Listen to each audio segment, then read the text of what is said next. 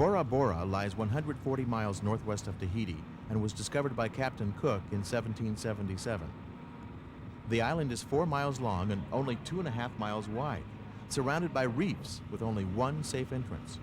It's possible to ride around the entire island on a bicycle in just a couple of hours. Before European contact, there was no written language here.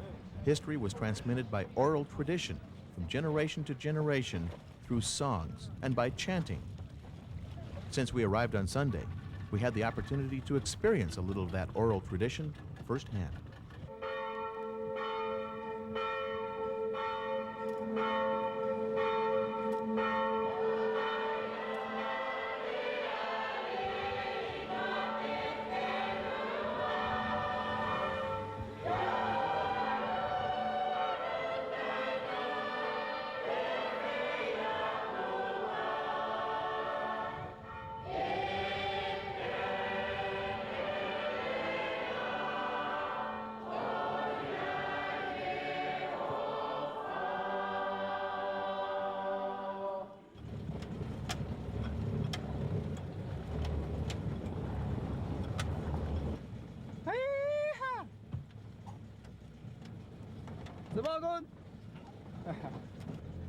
During World War II, there was a perceived threat that Japan would take the island, and because of this, the U.S. built an airstrip and installed several large cannon at higher elevations. Aside from its strategic military location in the South Pacific, it's easy to see why the Allies wouldn't want Bora Bora to fall into enemy hands. It was phenomenally picturesque, a place where the postcard colors originated.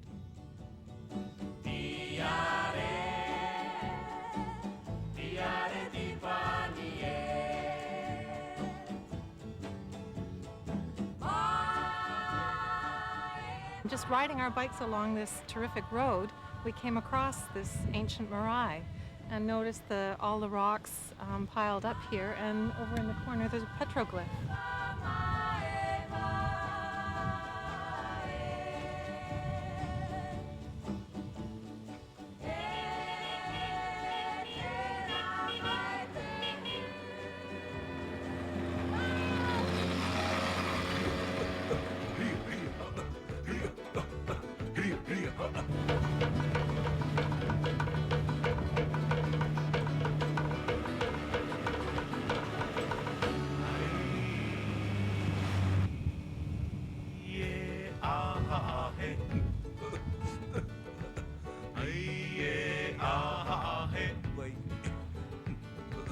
Tupui hora te tahi taurua rahi hana hanai Whaarumarumai hora o te rei Parau toro tui anai E raro wai a te beimiri au te arei au te mua Reu I te toi toi parau te tāne I te pira a mai a ue A mau te here I tō uai a whaare I tō atu I te maura te rei E raro wai a te tāniri au te arei au te mua Tērā toa mai te wahinere I au Warau whaarapura ai raro Tērā toa mai te wahinere I au Warau whaarapura ai raro E aha he E aha he Tērā toa mai te wahinere I au Warau whaarapura ai raro Tērā toa mai te wahinere I au Warau whaarapura ai raro Ai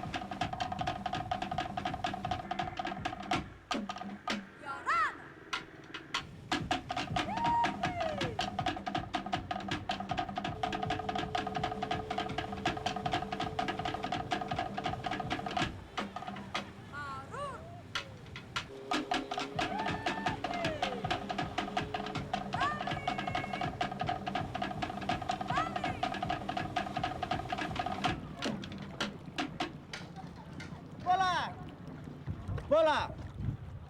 Welcome to Mumo. Okay. A water taxi ride up the Navua River took us to Namuamua village for a traditional Fijian lunch, entertainment, and kava ceremony.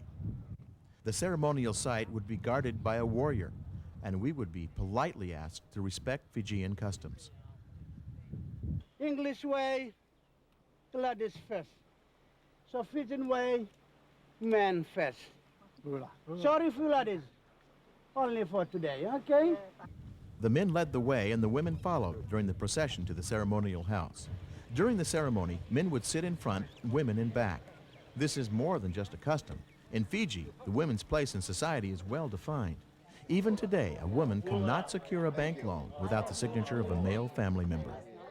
In a big ceremony, you might see 10 to 20 warriors wearing grass skirts, carrying clubs, painted black all over their face to guard the meeting place. Nobody's allowed to stand, nobody's allowed to giggle, and nobody's allowed to wear hair. But this is only a simple ceremony, and the dignity of it is just the same as a big ceremony. Dona ngona chikumatangu na nei mami sewu ekimu. The kai chikor ko chikina no mni av chikumai na sin kuwa.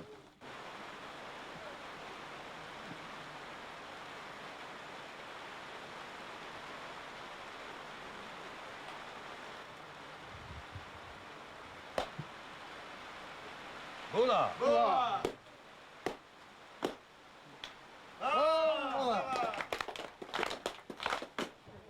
Kava comes from the root of a pepper plant which grows on many South Pacific islands. It's bitter and causes the lips, tongue, and throat to go slightly numb. It can also produce a euphoria which takes control and insists that you toss aside inhibitions and just have a good time.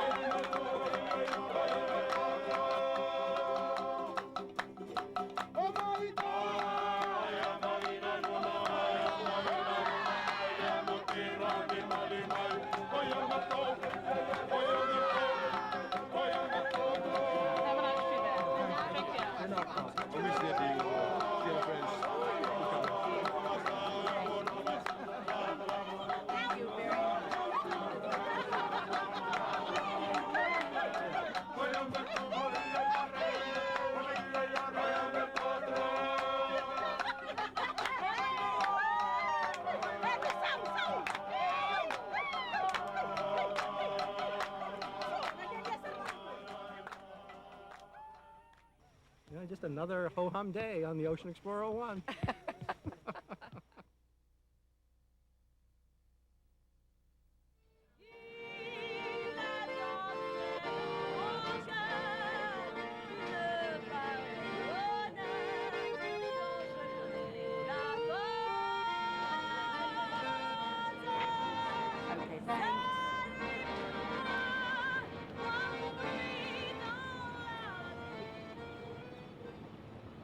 In 1774, Captain Cook discovered New Caledonia and gave it the Roman name of his native Scotland. In 1853, France claimed the island and started making use of its significant mineral resources. It's estimated that 30% of the entire world's nickel deposits are located right here in New Caledonia. The island was initially a French penal colony, but in 1894, the need for mine workers caused an influx of immigration from Southeast Asia and Java. Tour highlights included a small but exceptional aquarium and a visit to the botanical garden and bird sanctuary.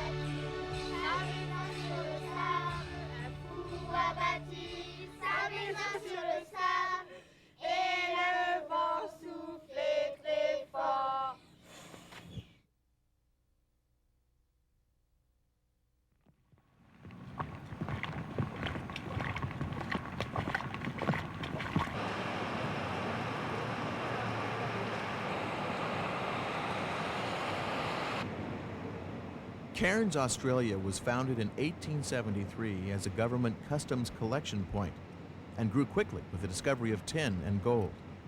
Today, tourism factors into the equation because of the city's proximity to the Great Barrier Reef. Hotels, shopping, and convention facilities dominate the downtown core. Our arrival in Australia coincided with the rainy season, which was fortunate since our destination this day was the rainforest near Kuranda. We boarded the Cairns-Kuranda Railway at Freshwater Station in the midst of the sugarcane fields. Other crops that do well here are corn, fruit, tobacco, and peanuts. From Clem to Caloundra, bronze whale and sharks abound. They look like dingoes in the surf till the wounded fleece lays down. But for all their bloody savagery, they just cannot compare with the big pipe that the taxman takes when he gets hold of his share. Yo ho, you Queensland whalers, you've cut the sugar cane. You've driven herds of cattle over dry and dusty plain. You've dug the ore at Isa, laid countless miles of rail, and now you've come to Moreton Bay to catch the humpback whale.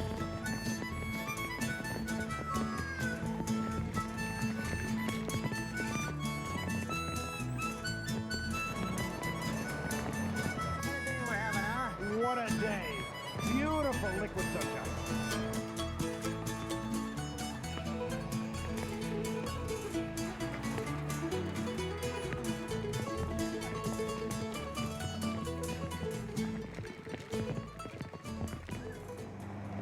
Again, now that we've entered the forest, you probably notice it is very dark underneath the canopy. At Kuranda, we left the train behind and discovered the Army Ducks at Rainforest Station. The ducks were originally used as troop transports by the U.S. Army during World War II. When U.S. troops went home, the ducks were discarded. But instead of being scrapped, they were placed on active duty in the forest. Rainforest Station was a place to study a little history, botany, biology, ecology, and Aboriginal culture.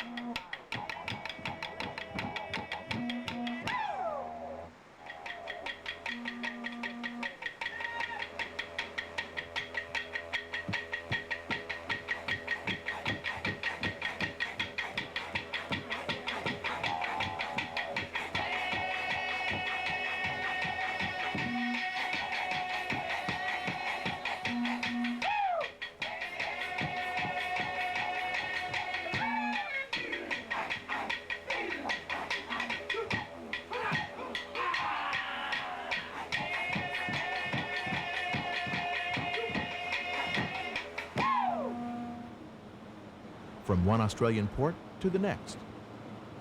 In 1869, Darwin was merely the name of a harbor.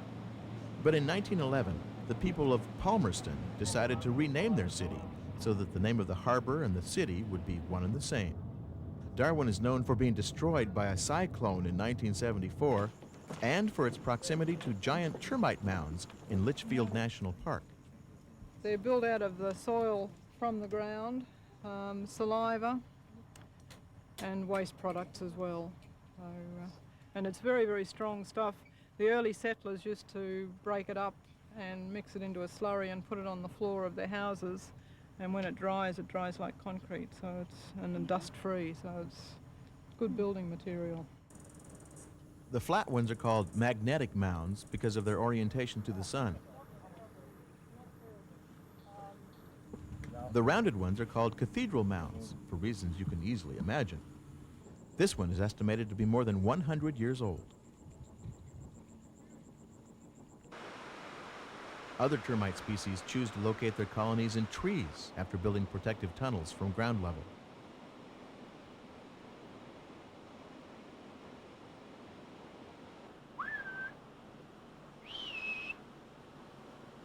This is a local, this guy, he's always around. Those of us with eagle eyes or a good local guide had the chance to see a rock wallaby. Flying foxes resting in the cool mist of a nearby waterfall.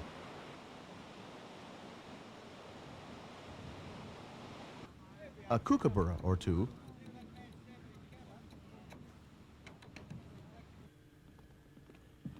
and the ceremonial nest of a bower bird. If she was impressed, they'd mate inside the bower, and then she'd go away and build a nest and lay eggs and look after the kids. And he'd continue to prance around inside his bower, waiting for the next female to come along. And our tour of Litchfield's waterfalls let us experience one real benefit of the recent rains.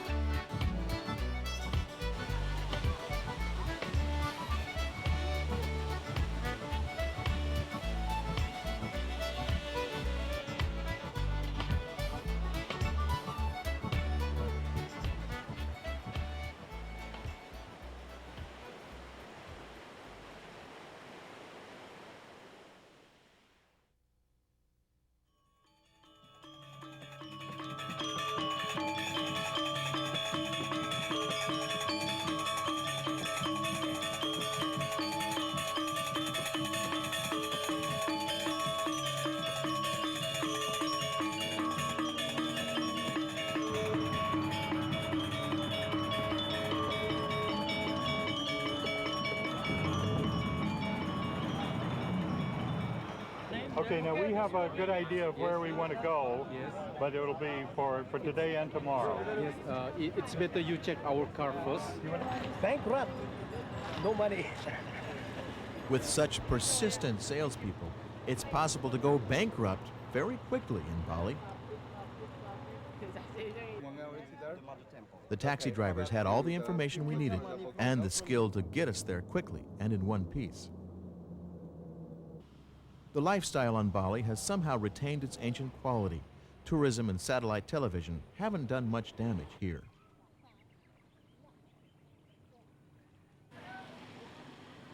As modern cars zoom by on the roadway, a traditional wedding procession makes its way from the temple to a private home. This is we call Besaki Temple, the biggest, oldest temple in Bali. Come, I show you. While Besaki is the mother temple for all of Bali, it in no way eclipses the importance of community temples and family temples. They dot Bali's landscape from shore to shore. There are thousands of them dedicated to family members who will one day be reincarnated.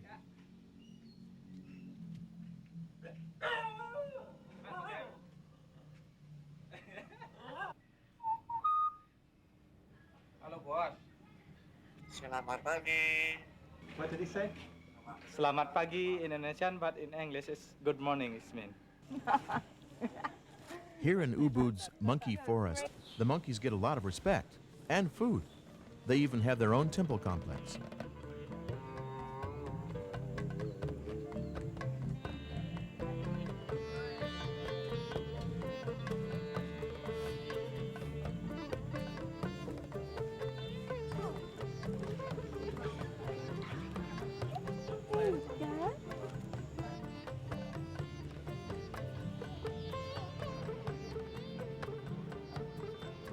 Gunung Batur is a volcano that last erupted in 1963. Since then, eruptions of steam and ash have occurred many times each day, several times an hour, helping to release pressure, avoiding another big explosion.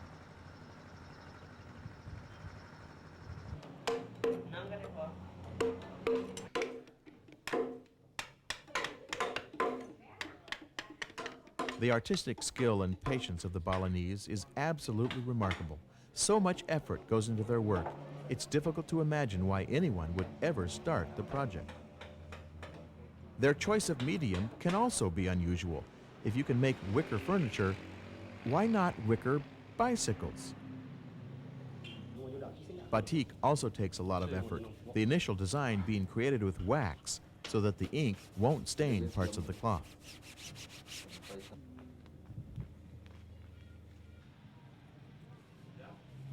Homes themselves are also works of art in Bali. We walked in and the splendor amazed us. It is so beautiful. This home just happens to belong to Bali's prince, who rents out bungalows to fortunate visitors at a very reasonable price.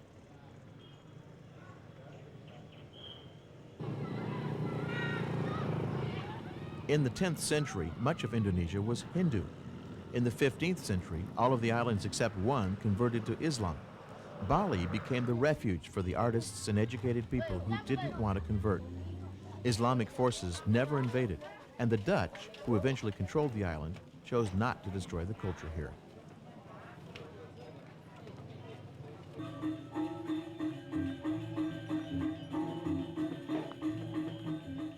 Tourism in Bali actually helps to keep traditions alive at a cost of only $1 to $4 per ticket.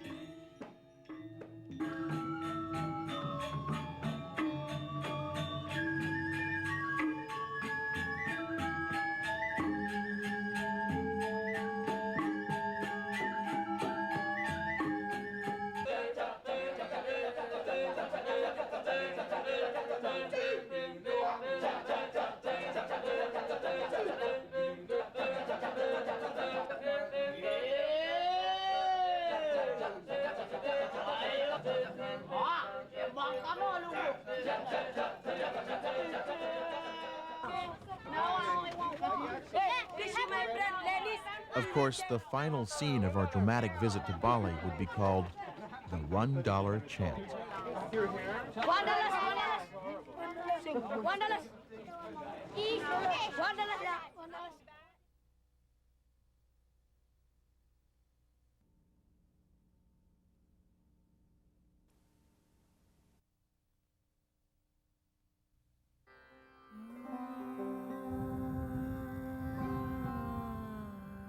In 1891, the first known fossil of the species Homo erectus was discovered near the Solo River on the island of Java.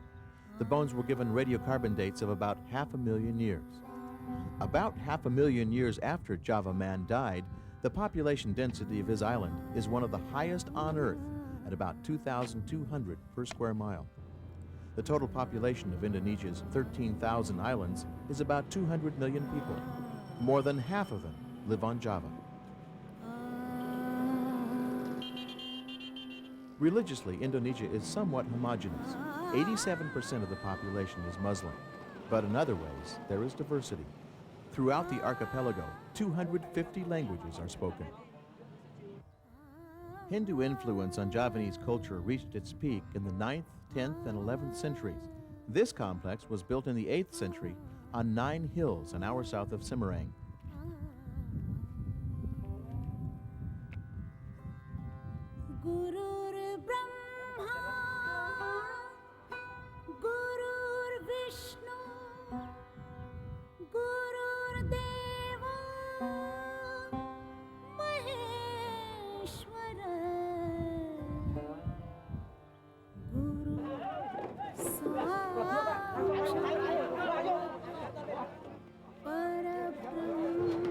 The little town here is unremarkable, except for the animal market near the highway.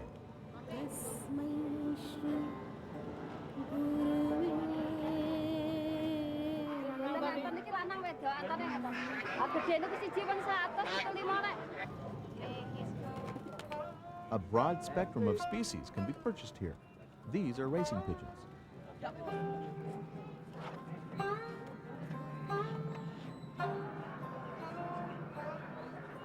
This is the bird food, the cricket.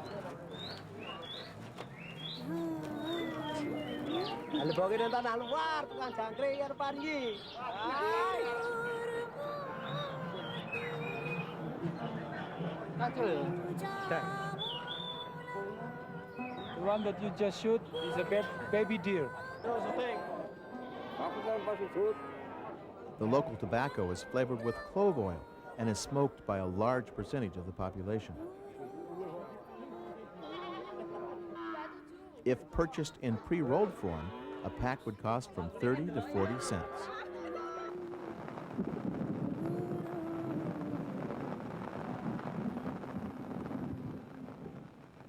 But everything else is just trivia when your ultimate destination is Borobudur, one of the world's greatest Buddhist monuments, built in central Java in the 9th century.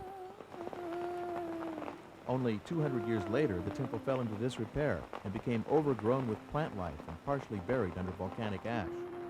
It was rediscovered in 1814, and a large-scale restoration took place between 1907 and 1911.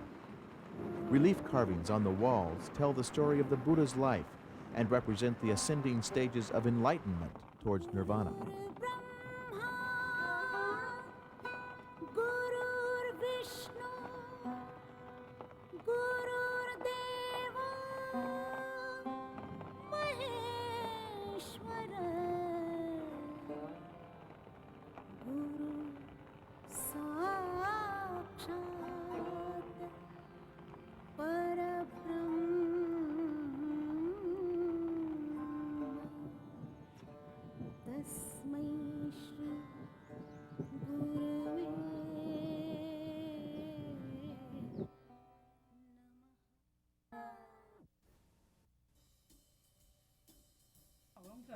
Ο κάβος είναι σκέτος, κάβος έχει σέρμα πάνω. Σουρεμουλικό καπτανικό. Σκέτος κάβος. In other ports around the world, the chief concern of the local pilot was to keep the Ocean Explorer 1 from running aground. In Singapore, his job was to keep us from hitting other ships in the city's maritime parking lot. Angle in. Yes, and we put the... Yeah, how we do angle in because of the... Like that? Yeah, Singapore's modern history began in 1819 when Stamford Raffles of the British East India Company recognized the island's strategic position on key trade routes.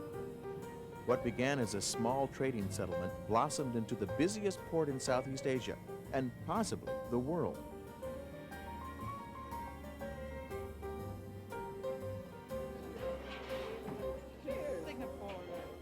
The Singapore Sling was a big attraction at Raffles Hotel, but at more than $10 each, they always tasted better when a friend was footing the bill.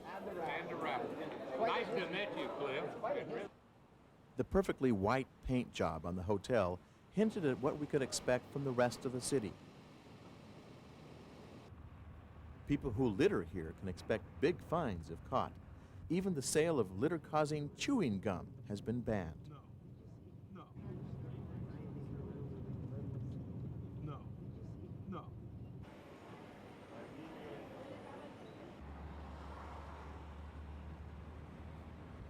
While Singapore's population hovers close to 3 million, the tourist trade attracts more than twice that number, 7 million. And we can be certain that the main draw isn't shipping or banking.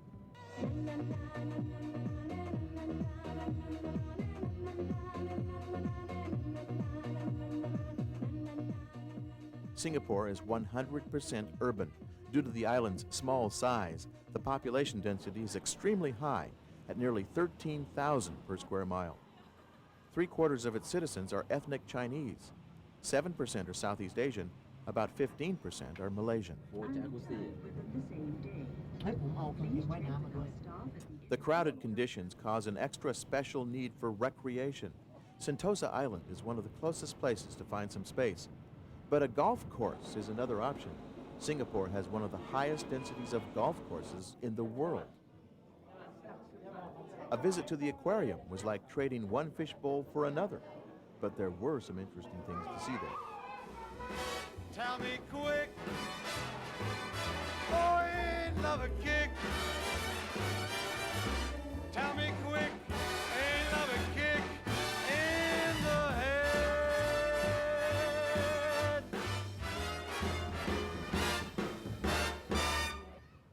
Our stop in Singapore was unexpected, brought on by a refueling problem that we experienced in Java.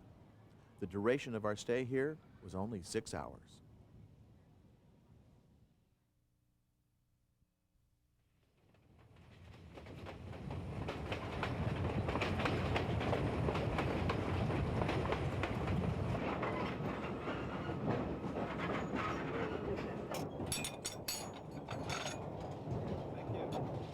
The train ride from Colombo to Kandy wasn't quite what we expected, but in a country where a plantation worker earns 10 cents an hour and a hotel receptionist earns 30 cents, even this train would be considered luxurious. The tea that we were served was grown on the island. The climate is ideal and plantations are huge. Tea is Sri Lanka's #1 export, providing the country with 65% of its foreign income.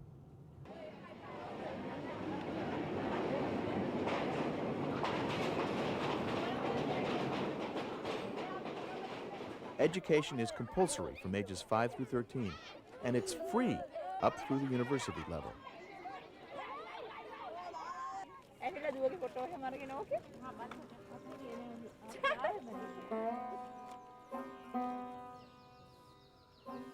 Until 1815, the Botanical Garden at Kandy was a playground for Kandy's royal court.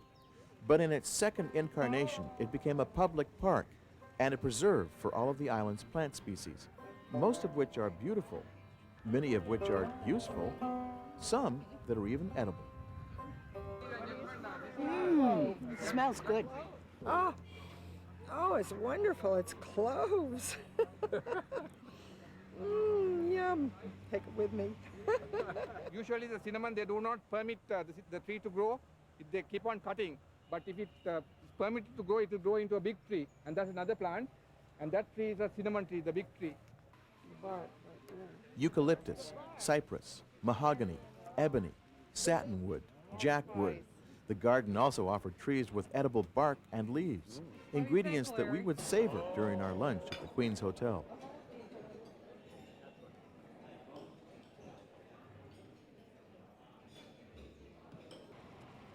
When Sri Lanka became independent of British rule in 1948, the island's ruling majority stripped the Tamil minority of its citizenship and voting rights. The Tamil are Hindu, and the Sinhalese are Buddhist. And about the only thing they can agree on is the holy status of the Tooth Relic Temple in Kandy, which enshrines one of the Buddha's teeth taken from his funeral pyre.